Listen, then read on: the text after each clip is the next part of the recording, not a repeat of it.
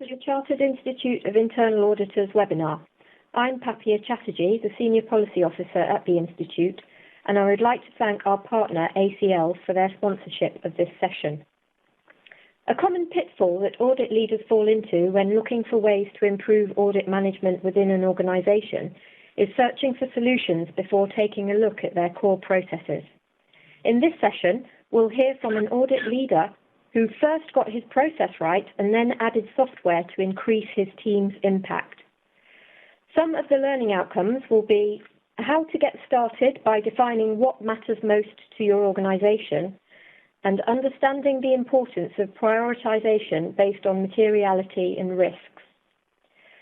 Graham Selwall from our sponsor ACL will host the Q&A session after the presentation. So I'm delighted to introduce our guest speaker, Jacob Berg, who is Head of Internal Audit at the Irish League of Credit Unions. Thank you very much, Papia. Thanks for that. My name is Jacob Berg, as was mentioned there. I'm Head of Internal Audit for the Irish League of Credit Unions. I will show you that we have put together for today. You have our faces. Graham, who's going to take Q&A at the very end. It's a facility that you can submit in written text, any question you might have. We'll take them at the end. This is the agenda for today. I've put some slides together here. There's around 10-15 slides in around that. First of all, I'd like to speak a little bit about the credit union sector as such, how it compares to retail banking, how we, as an audit function, a new audit function, have tried to align our audit process to the client's operations, in this case, the credit union sector. I also then would like to maybe put my thinking cap on a little bit and explain or try to put out there in terms of the ideas we have to use ACL even more than what we currently are. I also have put in some samples on how we currently use the audit management system. Any other business, of course, if there's something of the questions that you bring forward, I'll be delighted to try to answer them. As I mentioned there, Graham at the end will read out the questions that you might submit, and I'll try my best to answer them. Before I sort of start out, I'd like to just to give a little bit of a background on myself, actually, because I think that has sort of influenced, perhaps informed some of the decisions that we are taking in terms of introducing this audit process that we have in place here.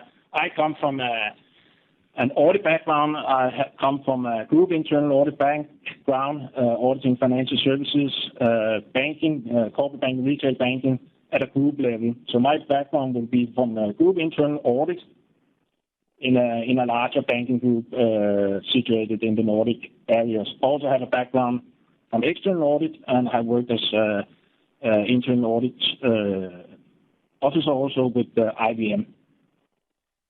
I have a bit of insight in continuous auditing, data analytics, which is something we have worked with in the bank I work with, and that is something we also try to work with in the sector that I'm currently working in. In terms of the agenda here, alignment of the audit process to the client's operations. The credit union sector is somewhat different to the traditional corporate environment. The environment that I would have been exposed to previously in a banking world would typically have been a matrix organization with shared services, where you have a high level of maturity within the organization in terms of risk and control levels. You would have a set policy, well-described procedures, and typically you will have a system-driven business model also.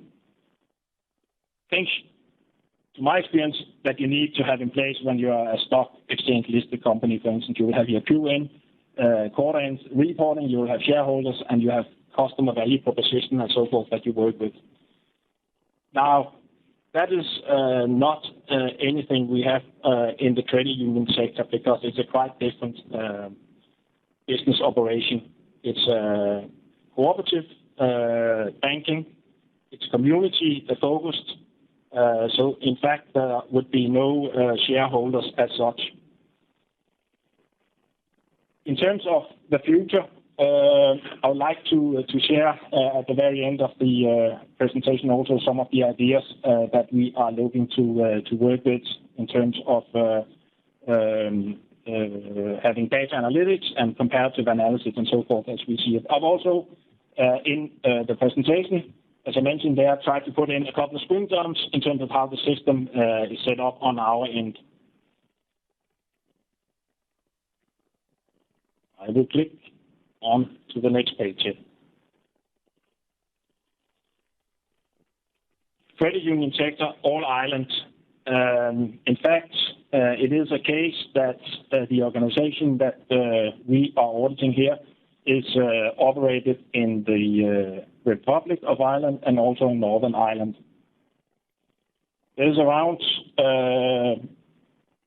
500 credit unions in place, operated, approximately 400 in the Republic and another 100 in Northern Ireland.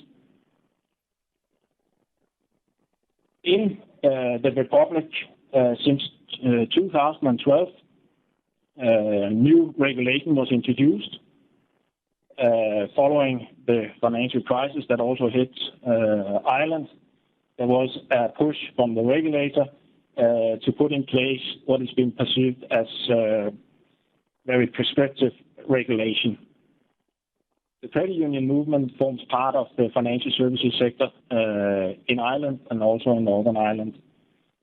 There will be the set policy requirements prescribed by the regulator in terms of mandatory policies that need to be in place. That was not necessarily the case before.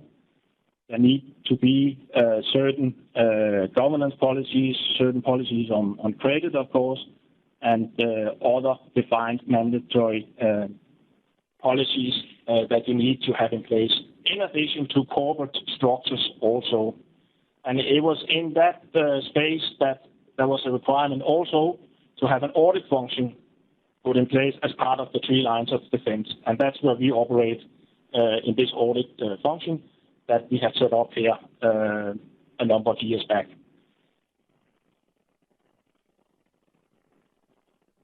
Also a requirement from the regulator is that the audit function, and in this case the audit function that we are delivering here is on an outsourced basis, has to be able to demonstrate that it manages the full risk picture. It also has to be set up in the correct way, in the way that the reporting lines would have to be defined in audit charters, and it has to be a formal reporting line to the chair of either the board or the audit committee, if such an audit committee is in place in the credit union. In terms of the size again, credit unions are fairly big in Ireland. There's around 3.5 million members. Most of the credit unions would be affiliated to a representing organization that's called the Irish League of Credit Unions, which is a trade organization. It is an organization that undertakes a number of business services on behalf of credit unions, and it's also an organization that in this case would have provided internal audit services. It also does a bit of lobbying on behalf of the credit unions vis-a-vis the regulator and the environment as such. The credit union itself is different to banking in the sense that it operates on the basis of a common bond. So that means it's the local community. Typically, it's a location whereby those citizens, residents of the local community, would have the opportunity to become a member of the credit union. If you're not situated in that location, you won't be a member of the credit union as such. Overall, there's around 12,000 staff and volunteers involved. Partly, a part of the organizational staff would be volunteers. So typically, you would have board members and committee members in credit unions that are participating in the organization locally on a voluntary basis. Overall, the credit union sector would have around 12 billion of deposit savings, and they will have a gross loan book of around 4.5 billion euros. The situation that they are in currently is that there's a lot of money still to be lent in terms of that deposit base, as is the case there.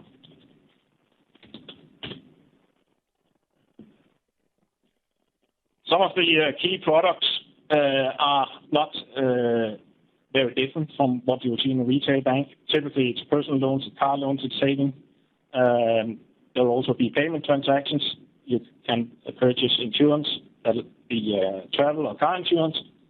And then, obviously, there's also a big element still in this environment for cash and check handling. Finally, I would like to say that from the industry sector and from the regulatory point of view, there is an increased push for consolidation within the industry. So when we say there's around 400 credit unions in the south of Ireland here, there's a push to bring that to 100 over some years in the Republic of Ireland. We'll change the page here.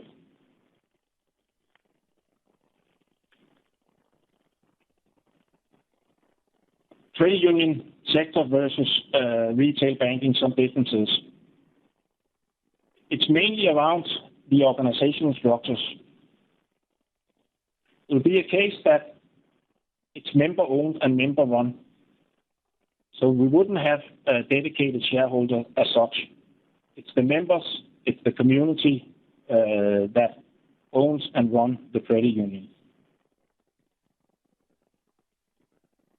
It's not the case as it would be in most large organizations that you have a group function. You don't have a head office. You don't have shared service center. It's based upon what is referred to as the church spire principle, whereby the manager of the credit union or the CEO, as it's referred to, would be able to go to the nearest local church and crawl up in the spire and look out, and he or she should be able to view all his or her members that's attached to the common bond servicing that credit union area. 400, as I mentioned, credit unions. Physical presence is a key factor in the provision of credit union services. Less so transactional banking. Local decisions are still very much in favor, and by definition, since there is no centralized function, everything is local. I go on to the next page. Something that's similar. Well, it's not too different when we look at it from an audit point of view in terms of operational compliance and financial risk or strategic risk for that matter.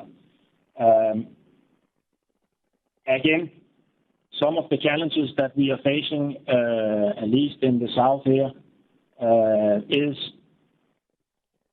it possible to be financially viable in having a small community bank where you are seeing a loan book at best stabilizing, in fact in some cases over the past years declining, with savings going up, net interest income margins reducing, falling, and your investment rates also being under threat. That's probably the same picture as would be seen in the average retail bank. Also, strategic, the business model, understanding the customer and members' needs, they change over time. Typically, credit union sector would have serviced the older population. New members will have new needs, so not any different from other organizations. The board and the management, they need to understand what are the future needs of the future members in order to service them in the same way as you would expect to be serviced in another financial institution. What's also similar is that the price of regulatory costs has gone up, increased governance, increased regulation, capital and liquidity requirements, they have gone up. And in tandem with that, there is an increased focus on ensuring that the, let's say, the control maturity of that organization follows suit as increased regulation kicks in. I will change the page here.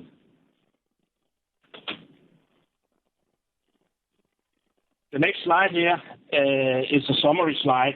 The concept was to try to compare visually here a retail bank organization with a credit union detail, so to speak.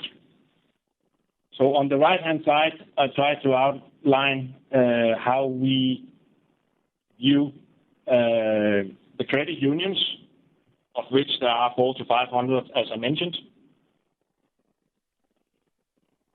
And then on the left-hand side, sort of a typical model for perhaps how a retail bank, a larger organization, would be organized. Typically, you will have your group management, group functions, one IT system. You will have shared service center services being provided from a central core hub. You will have group policies, group procedures, and so forth, typically.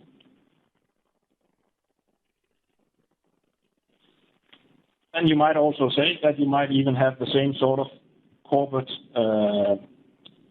values and the same sort of culture. And that is not the case when we look at our credit unions that we are auditing here. They would have different IT systems. There is no group. There is no group management. Everything is local. So it's not a case that it is centralized or decentralized. It's just local. That, of course, presents some opportunities and challenges for an audit function to try to work in such an environment that is different to the typical environment that you would operate in. And I'll change the page there. There we are. So what we sought out to do was to sort of, in the absence of a group, we have sort of tried to take the approach that we have created a virtual group of these credit unions in the way that we service the credit unions from an audit point of view. So we will engage them locally, but in terms of the audit process and the audit product, the audit services, it will have the feel and look of a group centralized audit function. And that's down to a number of decisions. One of them is, of course, it will be very difficult for an audit function to maintain 30, 40, 50, as is the case of the credit unions, different sets of frameworks, different methodologies, different audit plans, and so forth. So we have created what we like to refer to as a virtual group audit function whereby we work to one-size-fits-all framework, whereby we have a standard risk assessment, risk heat map, and we have internal audit plans. We have defined a set of fixed business processes that we say these will characterize the environment that we are working in. And then we align and deliver our audit services accordingly to that. What has also to be said is that as it is the case that all credit unions, they are local. They are running basically their own operations. They have their own board, their own audit committee, their own CEO. They also have their own IT systems, amongst other things. So there's a good few systems in play here.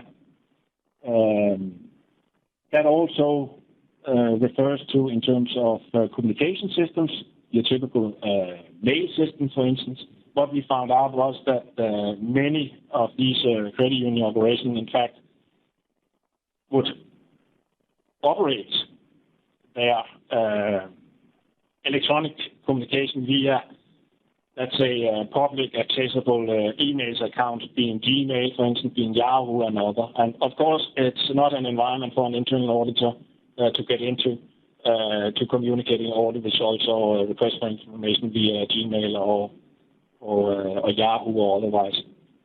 So we needed to set out a audit management system that could deliver safe and secure email communication, of course, to begin with.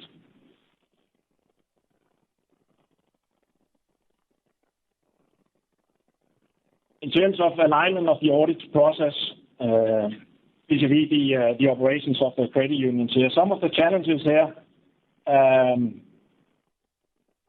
I've outlined. In the absence of a group, as an audit function, we have to engage with each credit union on a one-to-one basis. There's a risk, of course, that you, as I mentioned, you could do that 30 times in 30 different ways. Very difficult for an audit function, I believe, to maintain all those interfaces or touch points, so to speak. Again, what we thought we had to do was to put out there one-size-fits-all set of framework in terms of how we communicate, how we define as an audit function, risk and controls processes and so forth.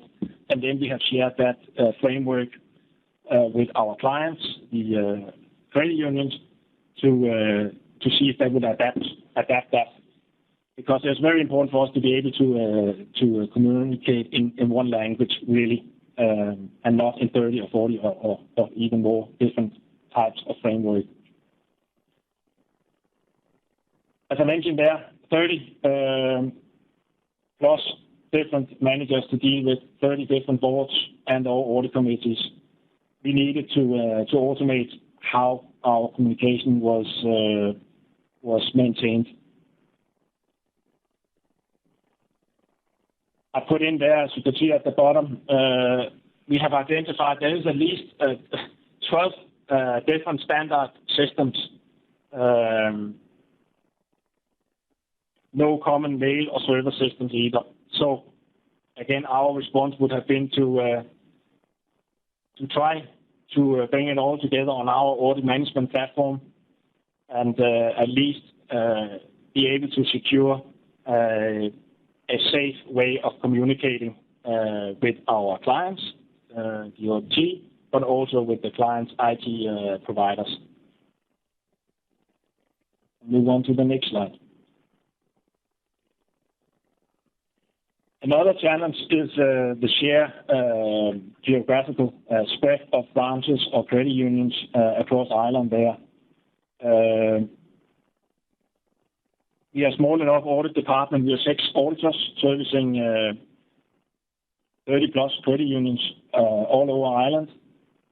We have tried to take the advantage of some of the technology, e-meetings, a webinar, and trying to work in an electronic way to engage with our clients. And it is that context that the ACL system here would have been able to facilitate much of this communication for us.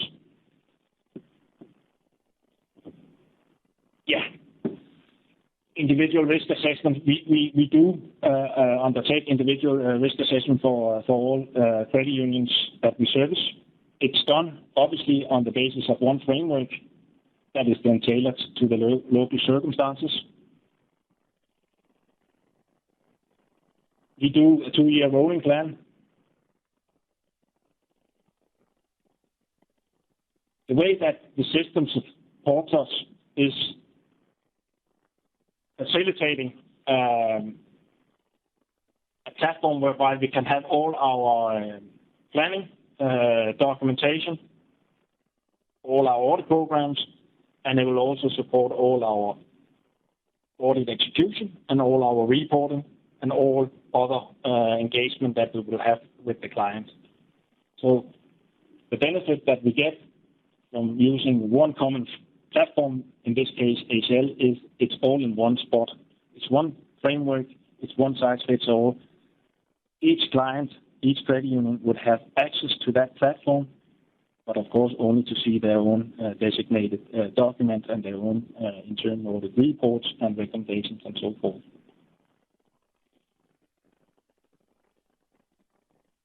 Again, I mentioned we were 6 auditors here. Due to the fact that we have this audit platform in place, one of the initiatives that we are undertaking is to see if we can work with staff in the credit union that already undertake second line of defense function, to bring them in and work with them on a co-sourcing basis, work with, for instance, compliance manager, risk management function, to bring them in as co-auditors on our system here. That's of course not going to be in the case that we audit one credit union, and then it will be the second line of defense compliance officer that take part in the audit, but it has to be a compliance officer or risk management officer that can audit in our name other credit unions. We think that the system we have put in place here on the platform and so forth would be able to sort of bring them on board fairly quickly. That means that it's fairly scalable also, the approach that we have put in place here in terms of servicing more of those 400 credit unions.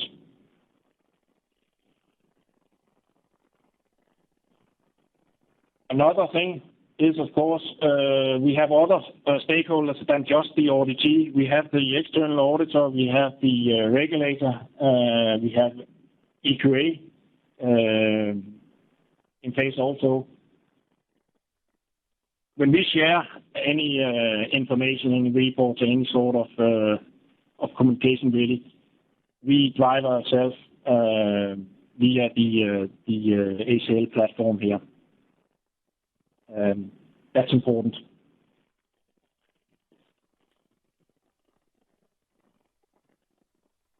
Another requirement set out by the regulators for this credit union sector is, in fact, that there needs to be 4 audits a year in a credit union in order for such an internal audit function to be properly embedded. In this case, that means that since we have 30 plus credit unions and we have to do 4 reports per credit union per annum there, that's 120 reports with 5 FTEs. So it goes without saying that we have to be fairly structured in terms of how we engage, how we plan, and how we execute, and how we report, and how we follow up on those recommendations and reports that we produce. I'll move on to the next slide here. This is a high level, just a model trying to show a little bit the interaction in terms of planning, execution, and reporting, which is centered around the audit management system. On our left-hand side, we have our clients, the auditee. We have to, at any point in time, undertake a fair bit of audit at the same time. We have a number of ongoing audits, different type of audits that we manage. in the planning phase in ACL, in the audit management system here. Each of our clients will have access to their individual internal audit plans. They will have access, and we will communicate and exchange risk assessments and finalize risk assessments within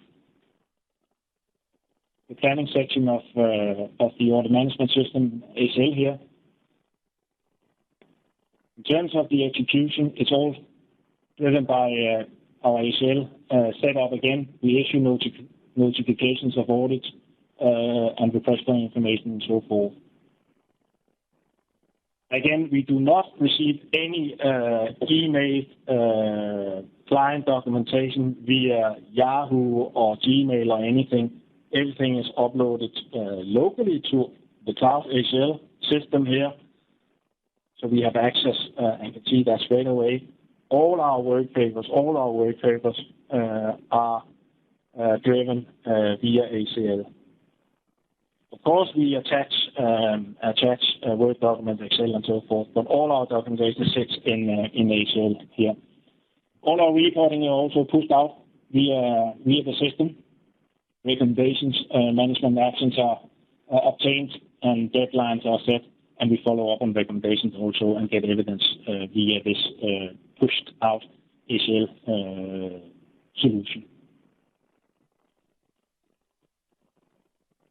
Looking ahead here, this is a little bit inspired from the fact, again, there is no group, but when you do a lot of audits of 30, 40 credit unions and you do it 4 times a year, suddenly you get a view of what you could characterize as a virtual group. And that gives us an insight in sort of systemic issues or group issues. Our challenge is just there are no one to communicate it to. There's no group CEO. There's no group head of credit risk, chief risk officer, or the likes. So that's a challenge for us. How do we use that information? We are looking to create sort of a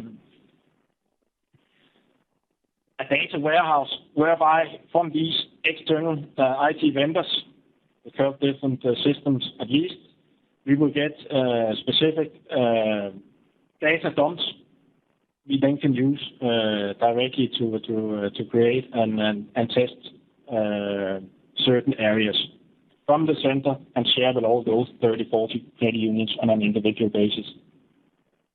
Also, some of the things we have on our wish list is we want to do the continuous auditing, make that count for one of those 4 audits, would make life easier, and costs and resources will be reduced.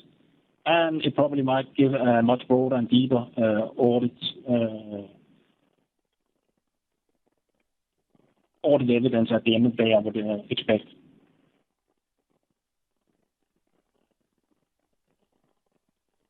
In the absence of a group function, set of group functions, the way we have gone about it so far in terms of sharing what we see across the sector is we will take it upon ourselves to share this information that we have at hand in a best practice or good practice of where the bar should be set fashion. So instead of this cross-sector audit information being wasted or not being put to use, we have taken it upon ourselves to knowledge share this information, try to point our clients, the OLTs, to where we see some good practices. Now, of course, we have to be careful that we don't front run them in the sense of telling them what to do, but we have gained a bit of experience in trying to engage in a professional manner with the credit unions in that sense.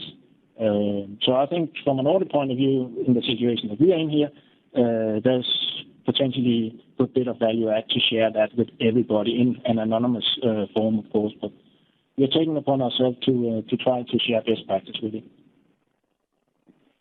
I will move on to the next slide here. This was a bit of the future also, how we can try using system data extracts to try and automate a bit of our testing. This case, the example was we want to do analytical testing in terms of assessing whether adequate loan provisions would be in place.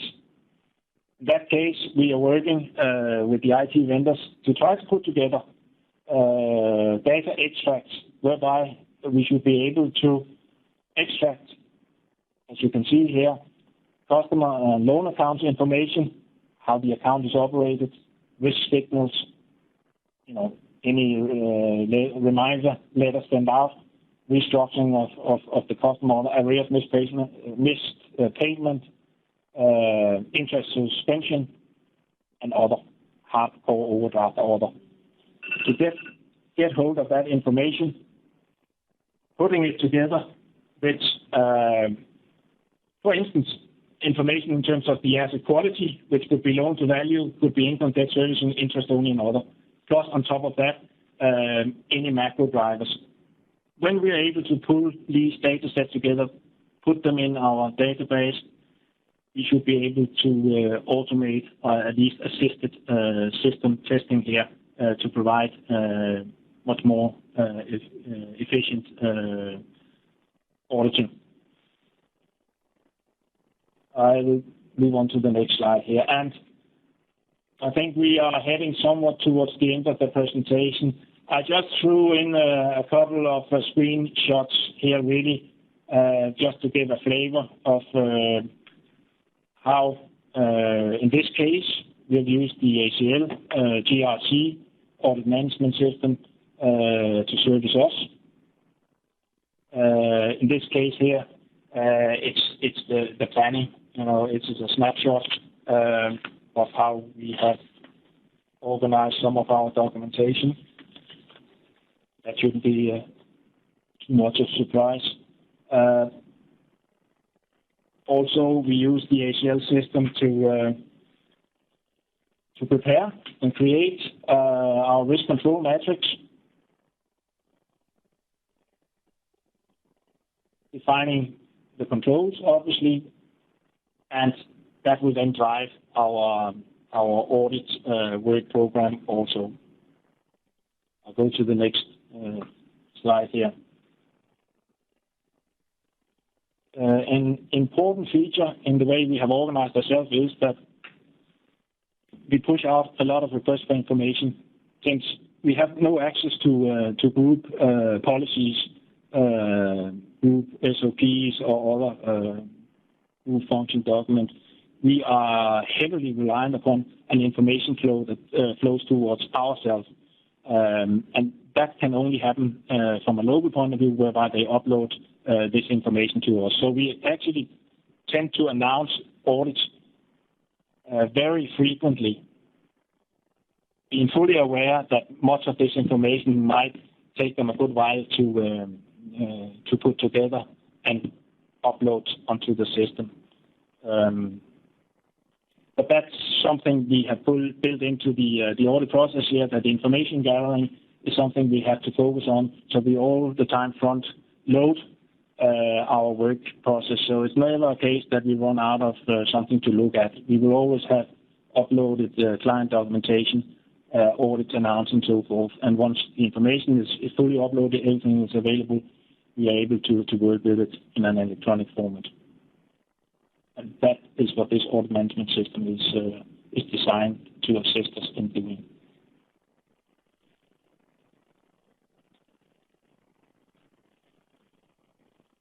This is an example of the testing of certain controls. Again, it's keyed in, it's audited straight in the audit management system, GRC here. Exceptions noted, as I've highlighted, circled at the bottom there. That is the key text the auditor would have observed, put in, and that then flows into an audit report, or draft report, as is the case. We also use, as I mentioned, ACL GRC to assist us in all follow-up, and we follow up twice a year on all recommendations, open and closed. We also use this system to provide us with evidence on behalf of the client that, in fact, items have been properly closed out. So in the case of a policy not being updated or not in place, or SOPs not and so forth, we are pushing via the system for this information to be shared, uploaded straight into where the report sits, where the word sits, and then we're able to close out once we've looked at it and tested it, of course, further. But the feature is it all sits together, planning, execution, and reporting, and follow-up on recommendation, external quality assurance, and our QA1 and the QA2 processes, all driven from the same spot. An example of, again, how the client also is able to log on to the ACL IIA platform to see the credit union's own reports and all shared information. Obviously, internal audit plans, engagement letter, charter, terms of reference, and so forth, individual to the credit union, will be in this placeholder. So the client does not really need to spend too much time on their own part trying to find documentation, because we sort of maintain the whole catalog of live information and whole back catalog, so to speak, also retrospectively here. So it's all in one spot. Finally here, this was just, as I mentioned to begin with here, church buyer, local banking, local community banking. The concept is that you have your credit union manager, he or she should be able to know their customers or their members by way of the church buyer here, crawl up and then have a look out, and everybody you see around you should be part of your common bond, as is the member, as is the customer, as is the owner and the operator of the credit union there. I think that was around the time schedule that was put aside here. Thanks very much, Jacob. That was a very comprehensive walkthrough. Now let me introduce our sponsor ACL to host the Q&A. Here's Graham Fellwall at ACL.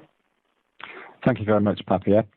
So we have a few questions for Jacob. So maybe one we can kick off with here. How do you keep in touch and build relations, or at least maintain a dialogue with so many individual boards and audit committees when you're looking at 30 plus credit unions? Yeah, that's correct. It's a bit of a challenge. I call it one to many, touch points. What we have set out in our audit chart on terms of reference is that the audit function would, at least on an annual basis, meet the board or the audit committee if such one is in place. Otherwise, we have organized ourselves around what we call key accounts. So each of the auditors that we have on the team, they will be a designated key account to a set number of credit unions that they're servicing. So it cannot be the auditor or myself being at a board meeting every quarter. So we are working to a delegated approach whereby we have auditors that are key accounts and they own the client relationship. Lovely, thank you, Jacob. Another question that we have here, it was mentioned that it's a regulatory requirement to undertake quarterly audits rather than perhaps more on a risk and rotation based kind of approach. How have you structured the audit response to accommodate such a requirement? Yeah, I mean, that's correct. It's a bit of a challenge to meet that. You could also argue, have we put out of control, traditional risk-based audit? We might have, because we just have a fixed requirement, mandatory requirement to undertake 4 audits a year. Again, we drive as much as possible the audit process, all communication processes and engagement with the client electronically via this ACL GRC system. And we drive it via the manpower we have via the key account.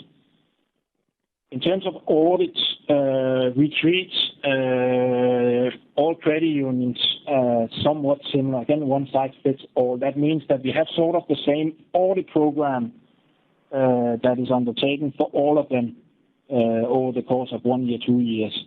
So all credit unions will be subject to the same sort of audit program, a theme-based audit program.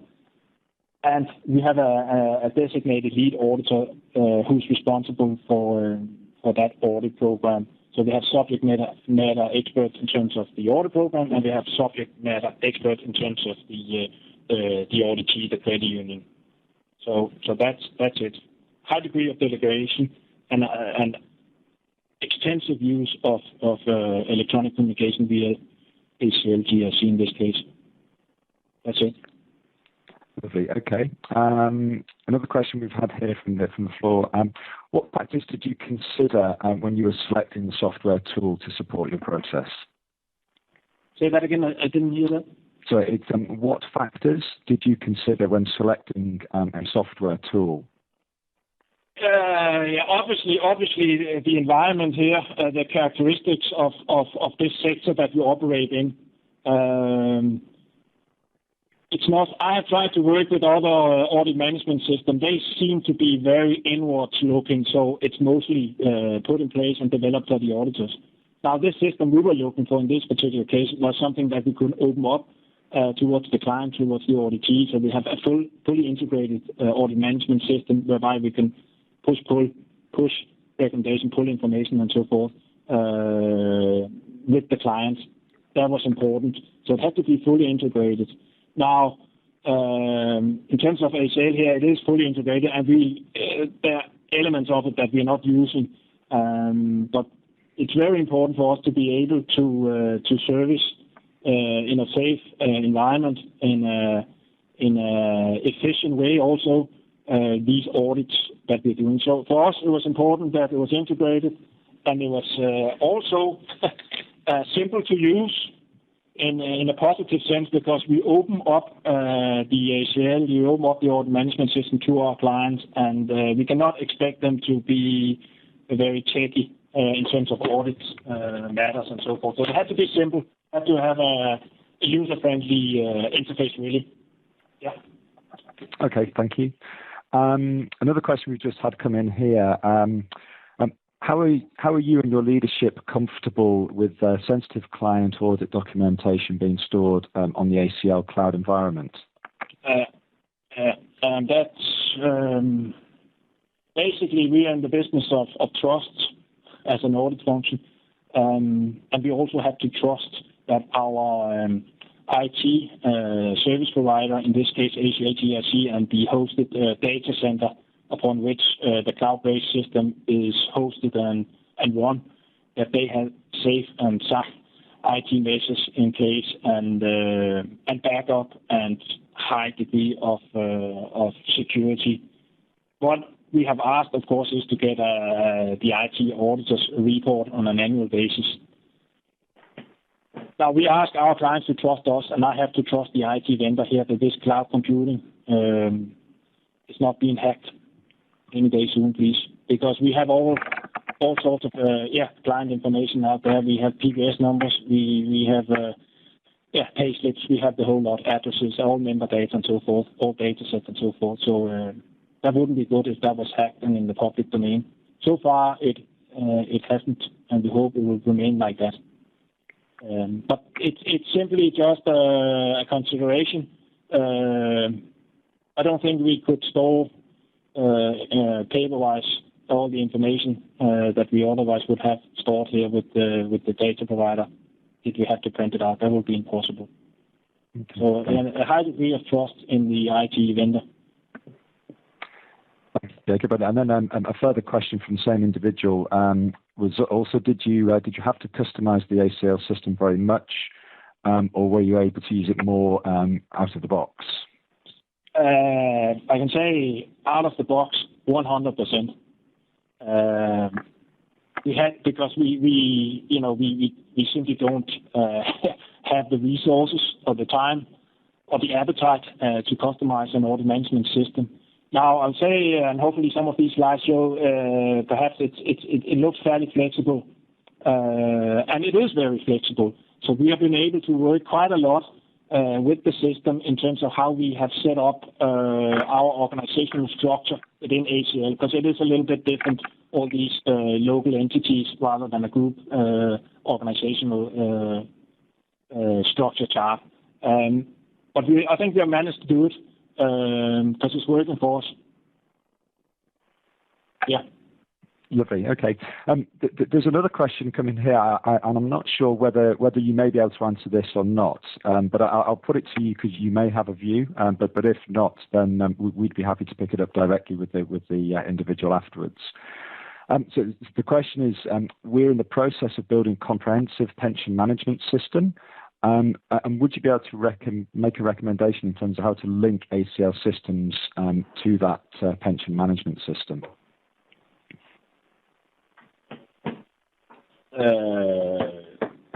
I would say no in that case. No, that wouldn't be, something. Okay, no, absolutely fantastic. And ACL would be happy to answer that question for that individual if they wanted to explore that. How are we doing on time? Have we got time for one more question, maybe? In terms of, you've obviously been through and led a transformation and within your organisation. And I know many heads of internal audit would be glad to learn from that. What would you say was the one thing that you would have done differently if you had to start this whole process again? Probably more planning, because we were a little bit late to the game in terms of putting this audit function in situ in this credit union environment. So we had to sort of hit the ground running, start auditing straight away. Had we had more time, we didn't, but had we had more time, much more stakeholder analysis, try to understand and grasp what are the expectations of having first-time implementation of an audit function in such an environment as the credit union sector.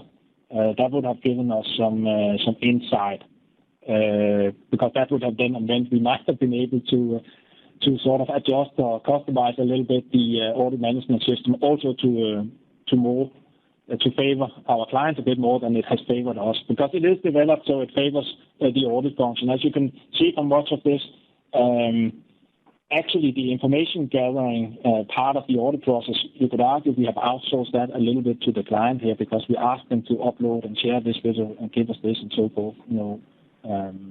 But we have designed it so it is maximizing our needs and wishes.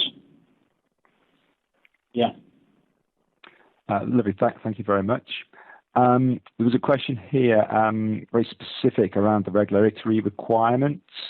And so in terms of the question was, what do the regulatory and legal requirements dictate with regards to how you must report a data breach?